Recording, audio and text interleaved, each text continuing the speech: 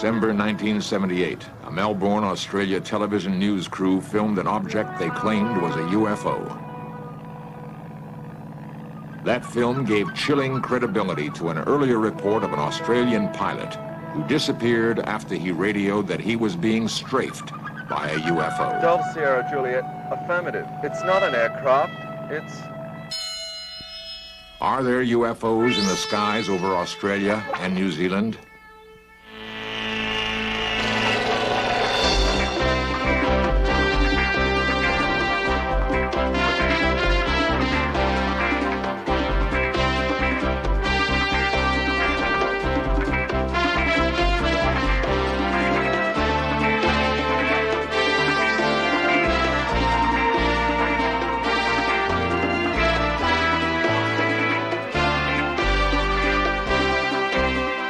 This series presents information based in part on theory and conjecture.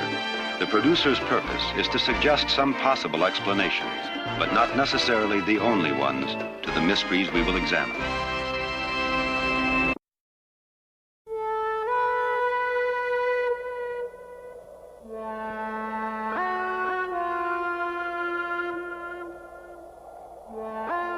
In the last 30 years, there have been more than 110,000 recorded UFO sightings.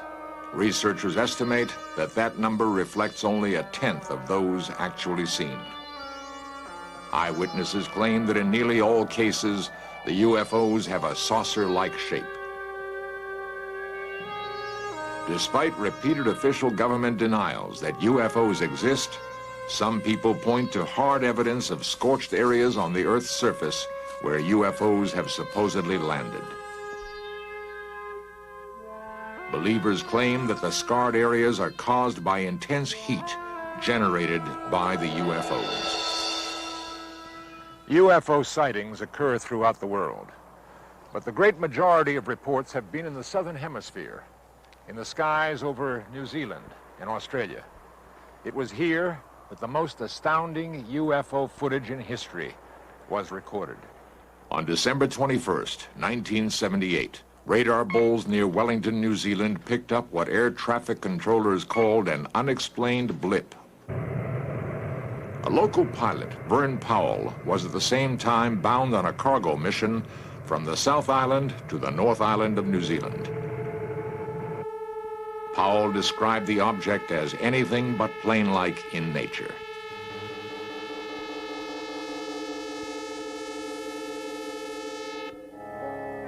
What was it that Captain Powell, a 35-year flying veteran, saw in that December night sky? Douglas Mabin heads New Zealand's Mount John Observatory.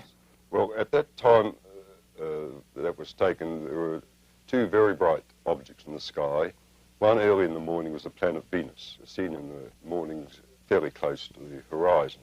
And during the night, from a little bit before midnight through to morning, the planet Jupiter was up in the sky, and it was very bright, though not as bright as Venus. So depending on the time of day or night when the photograph was taken, it could have been one of those two planets. People have been able to give us a fair enough description of the time and the position in the sky. They see these things, we're able to work it out, and every report I've had, we've had that sort of description, we've been able to identify it. The reports of these have been going on for so many years now, and if there's such an intelligent set of people about coming from outside the Earth that have been coming around all these times, I think by now they would have landed and introduced themselves. Others weren't so sure. Quentin Fogarty, a reporter for an Australian television station, was in New Zealand at the time of Vern Powell's flight. His station requested him to do a story on Powell's experiences. Together with David Crockett, a New Zealand cameraman, Fogarty decided to retrace the flight path of Captain Powell. In Search Of has recreated what happened to Fogarty on that fateful flight.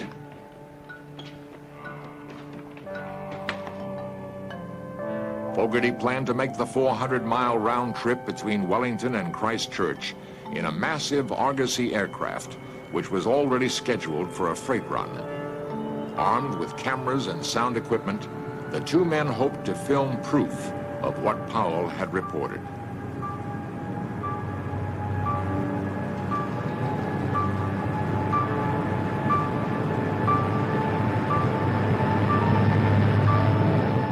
Fogarty realized that the chances of seeing what Powell saw 10 days earlier were remote, but he still had strange feelings about the flight. There were stages there where I was very, very frightened. When I thought, well, if I was to die, or if in fact I was to be removed from that aircraft in some shape or form, then it wasn't going to be a painful process. And I can't really explain why I felt that. It's just a feeling I had. The flight was long. Captain Bill Startup warily scanned the night sky. Fogarty and cameraman Crockett waited in the hold. Testing, 1, 2, 3. Just checking the intercom.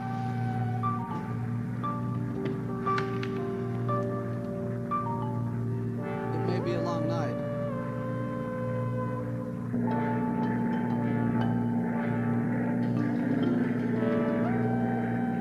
Suddenly, Captain Startup spotted the object and called to Fogarty. Quick, off to starboard. The object seemed to be hovering around the aircraft. Do you see it?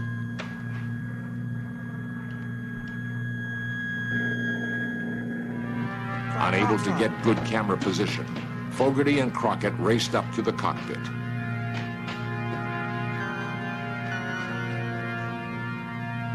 This is the film they shot. And by the time David and myself got onto the flight deck, I could see two bright lights, and in retrospect it now appears that this object was quite low, and in fact was reflecting on the water. We just kept looking at this one bright object that looked like a very bright star outside our starboard window. So we turned towards the object, and at this time David was continuing to film, and at one stage he said to me, he got very excited and turned around to me and said, you know, it's got a brightly lit bottom and a sort of transparent sphere on top. And I was doing a tape commentary at the time, and I remember saying that they sounded like a classic flying saucer shape. And I think it was the last person to see it, was that I looked out to the right-hand side of the aircraft and peered right down. And this object just went below the aircraft and disappeared. Nobody connected with this case has been prepared to say that they are extraterrestrial, because I don't think you can ever say anything is extraterrestrial until you can actually physically hold on to it or meet with the inhabitants, or, you know, or the thing lands in Central Park and you beam it live television around the world, and then people would say it was hoaxed anyway. But there are a number of possibilities, and I think that probably the strongest of all the possibilities is that it is extraterrestrial. The film is unlike any other recorded in history. The object darted about, changed color, shimmered with an eerie translucency. The object was incredibly bright, far brighter than any planet or star. The film, shot by Fogarty and Crockett, has since been analyzed by U.S. and Australian scientists. Their conclusions have been that it does show some metallic object, unearthly in its brightness. No one will hazard a guess as to what it was or why it appeared where it did.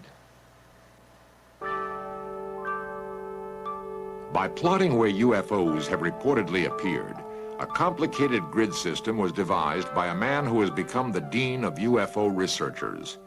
Bruce Cathy, a commercial pilot for more than 40 years, believes that his system, controlled by the elements of light, energy, and matter, validates the presence of UFOs. Square one.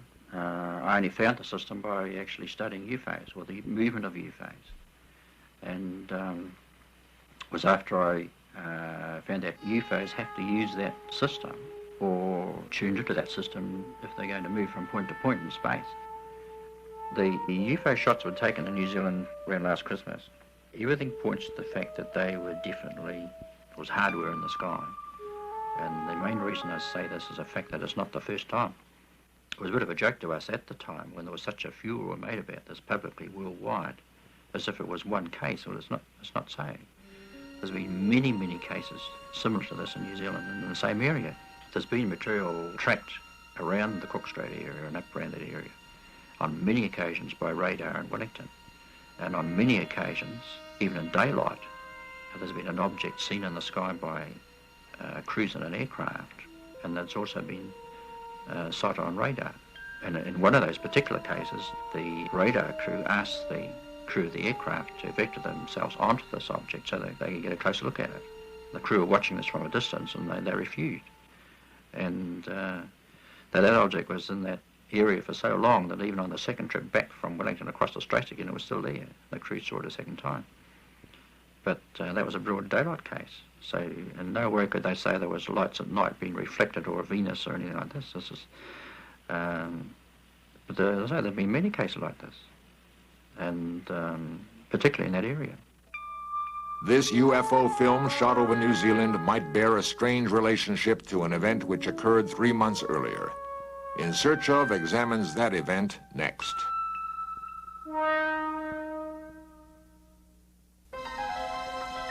October 21st, 1978. 20-year-old Frederick Valentic took off to fly 120 miles from Melbourne, Australia, across the Bass Strait to King Island. Valentic was scheduled to pick up some fish for a small market that employed him. Despite his youth, he was experienced enough to be a flight instructor, and Frederick Valentic had flown this route many times before.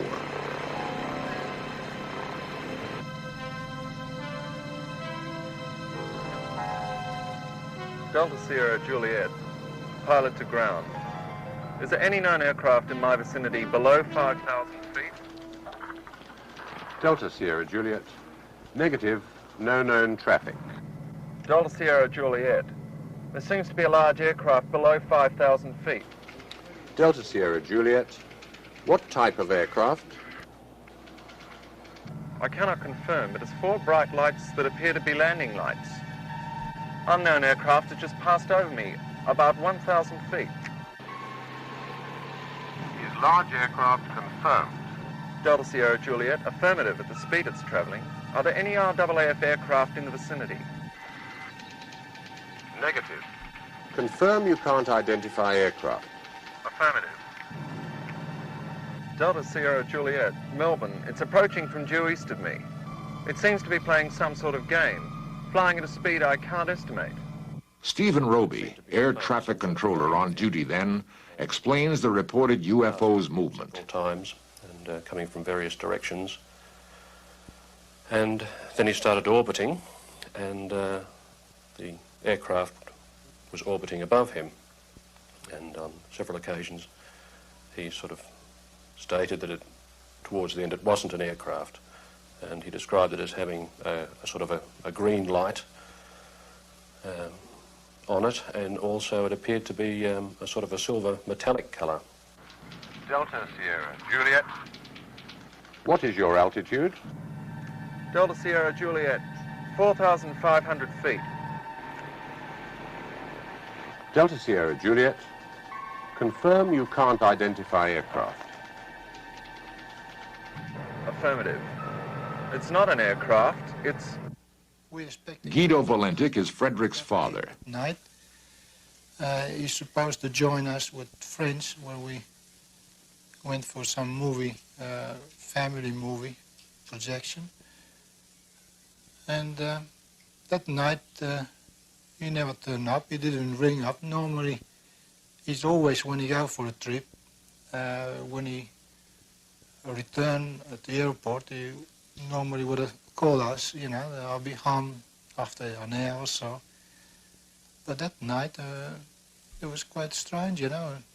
We didn't know anything about it. We got home about 11 o'clock and he wasn't home.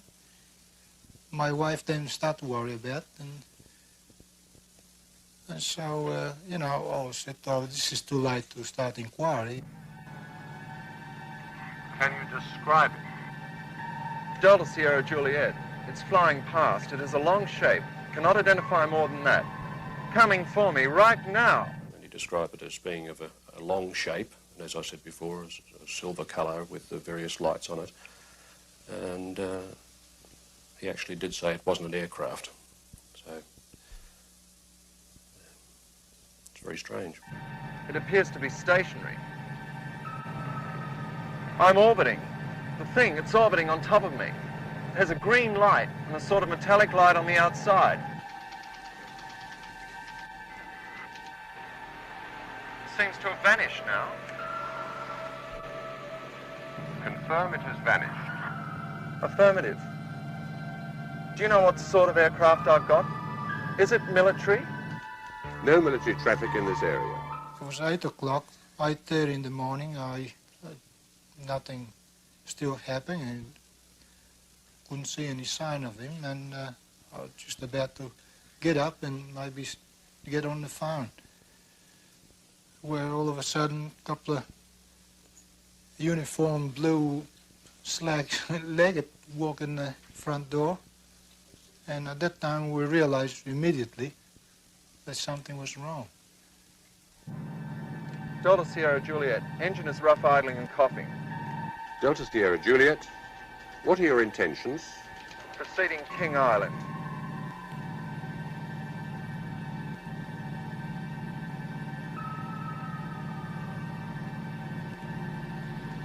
Delta Sierra Juliet, unknown aircraft now hovering on top of me. Finally, we lost contact with him in a very strange way. The communications he was putting out seemed to break. People describe it as a sort of a metallic sound, the last transmission that was sent from Delta Sierra Juliet. Delta Sierra Juliet. Acknowledge. Do you read me?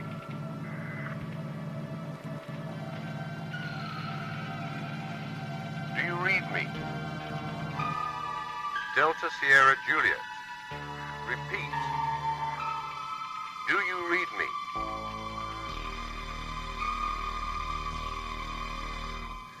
Despite an extensive 4-day search, which included using a sophisticated Orion aircraft capable of detecting any sort of debris at great ocean depths, not a single scrap of wreckage was ever found. No hard evidence ever turned up that would explain the disappearance of Frederick Valentik. But theories abound. Some say that Valentik became disoriented and saw this lighthouse. A second theory is that he saw lights of fishing vessels and then, becoming disoriented, spiraled his plane into the ocean. Guido Valentik, Frederick's father, believes otherwise.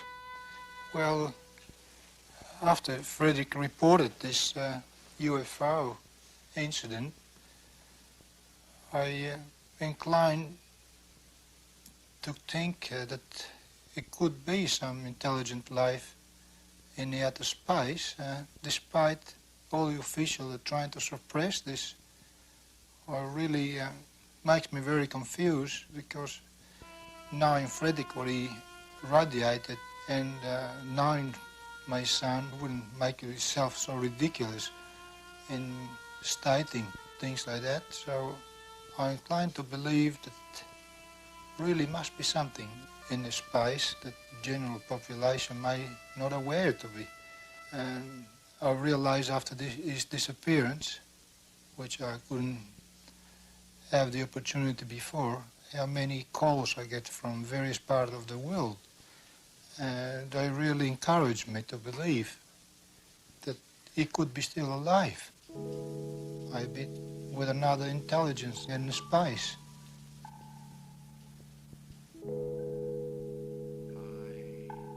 One of the most bizarre attempts to prove Valentik still lives is conducted by New Zealand psychic Colin Amory.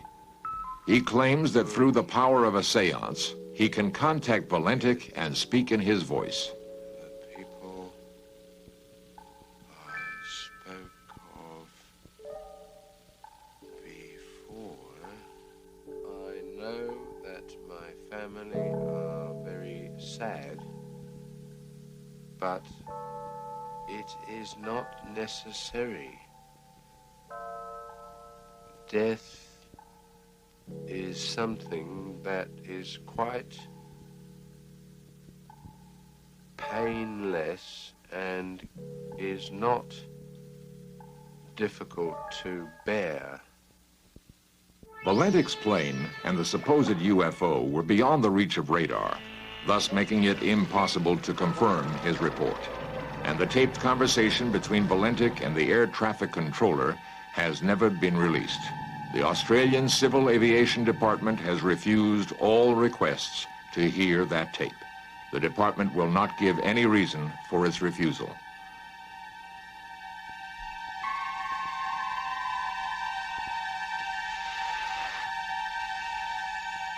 Delta Sierra Juliet.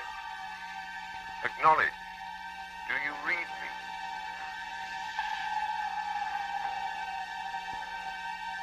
Repeat. Do you read me? There have been hundreds of planes that have disappeared without a trace. Valendik's disappearance is the single documented case where a plane has vanished after claiming contact with a UFO.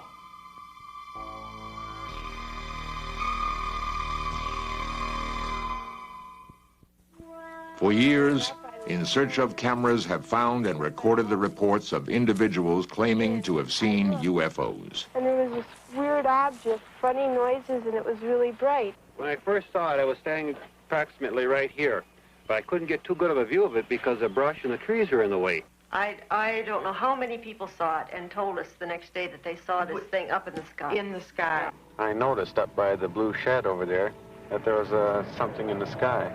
It was definitely right there. On the night of November 2nd, 1975, I was sitting here doing my homework, and I looked out the window, and right above the blue building, I saw a UFO come down out of the sky. All of these first-hand accounts, together with the strange occurrences in the southern hemisphere, only makes one wonder what really does exist in outer space.